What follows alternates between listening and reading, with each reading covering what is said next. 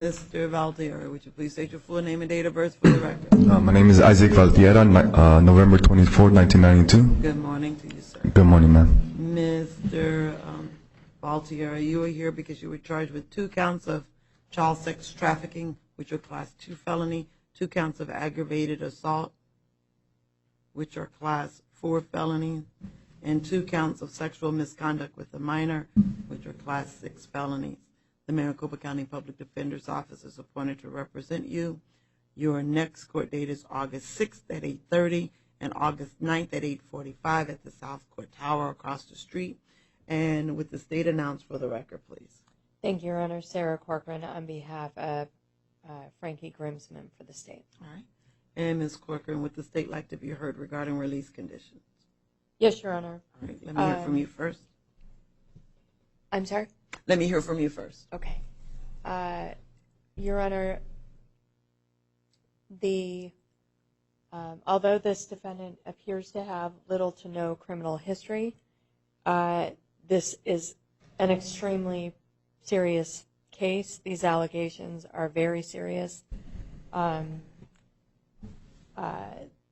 The state believes it is a strong case, as the probable cause statement indicates that the defendant made several admissions in addition to the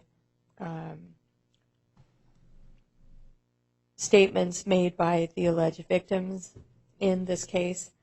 The state believes that there is a strong community safety issue with this defendant. Based on these allegations, there are 2 alleged victims. There is, in addition to the sexual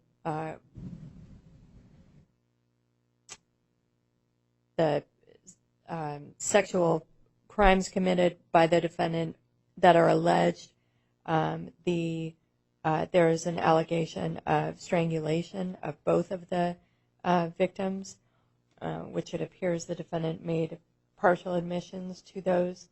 And the state is concerned about the possibility of other victims. The state also is concerned about flight risk, given the seriousness of these allegations and the considerable prison time faced by the defendant if he is convicted on the booked charges. And for all of those reasons, Your Honor, the state is requesting that the court consider either a $100,000 cash bond in this matter or a higher secured appearance bond. The state would ask the court to consider a $200,000 secured appearance bond, and also with electronic monitoring as mandated by statute for some of the charges that the defendant was booked on. Thank you. Mr. Valtierra, I don't want you to tell me about any of the facts, because what you say here in this hearing can be used against you. So don't tell me anything about the facts. The state is asking that I set a bond, either a $200 secured appearance or a $100,000 cash bond. Do you have a response just to the bond portion only? I have a little knowledge of bonding, of the bond, how it works. Can you kind of explain how that works a little bit? How does it work? Yes, ma'am. Well, you either, if you have the cash to pay for it, then you post it, or you can contact a bond person, a bond company. All right then. Okay. So, do you have any response to the amount of bond she's asking for? No. Mr.